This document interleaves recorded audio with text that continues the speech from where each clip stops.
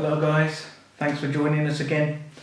So if you remember last week, we were on chapter 3 of Ruth, and we left you on a bit of a cliffhanger, whereby does Ruth marry Boaz?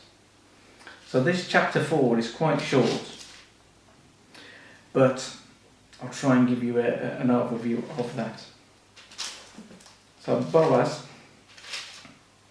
he basically finds the other Redeemer and gets 10 witnesses, a few witnesses, and gathers them all together. And he says to the Redeemer, I'll read from scripture. So he took the 10 of the elders of the town and said, sit here, and they did so. Then he said to the kinsman redeemer, Naomi, who has come back from Moab, is selling the piece of land that belonged to our brother Elimelech.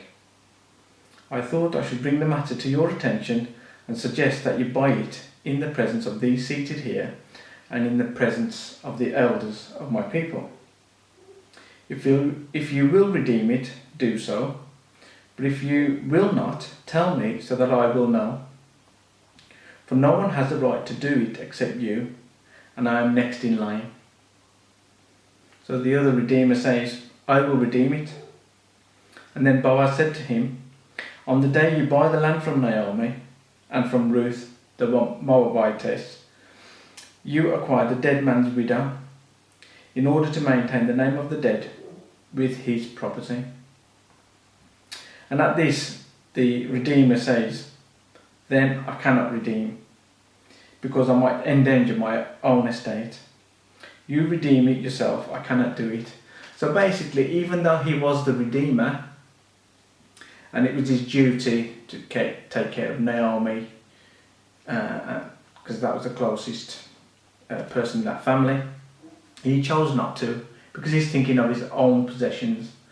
Now the risk there was, he thought if he married Ruth and they had a son, then his estate and everything he had would go to their son. It's kind of a selfish decision because he's looking after his own interests, so he says no.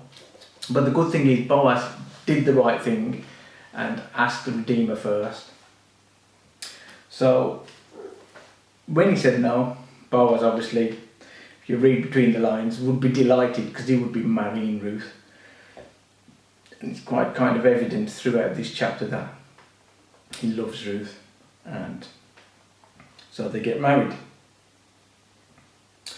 Now, the good thing, the amazing thing, this is what amazed me about this chapter. They marry and they conceive a son called Obed. Okay? And Obed would then become the new family redeemer. Now, hold a thought about Obed.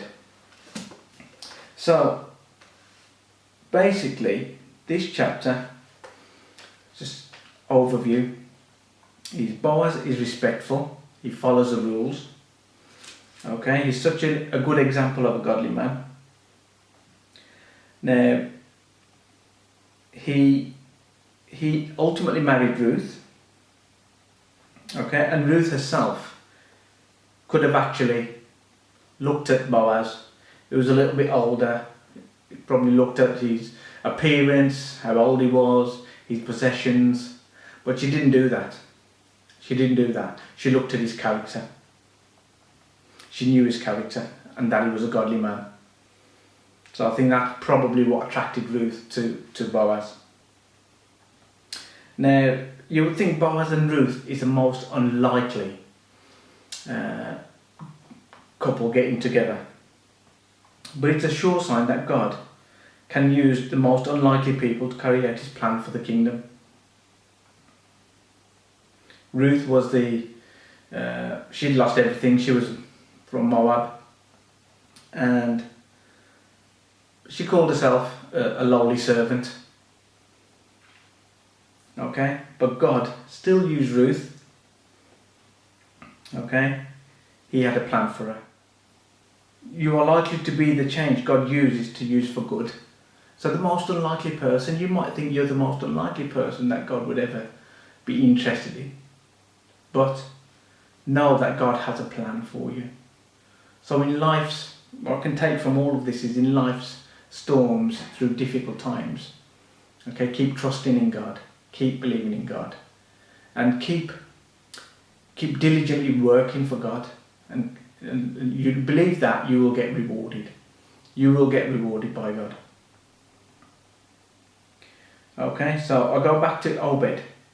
So although this is ultimately like a love story, the amazing thing is that when they get together, they have a son called Obed. Now, I'll read this because I'm trying to remember the lineage or the genealogy. Now, they had a son called Obed. He was the father of Jesse, and Jesse was the father of David. So Obed was the grandfather of the great King David.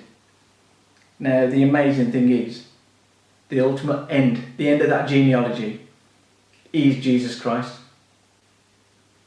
So that is what I found amazing, is Ruth, where she was, the most unlikely candidate, but the fact that she got together with Boaz and gave birth to a son called Obed, it led to the ultimate genealogy, which is Jesus Christ. The most unlikely person was used in that line. So just remember, He can do great miracles, and He can use us to do those great miracles. So just keep believing, keep trusting, keep working hard. Through life storms, don't ever give up.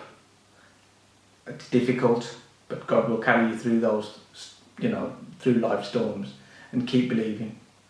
I hope you enjoyed this book of Ruth, and I hope you actually took something from that. I know I gained a lot from this. Have a great week.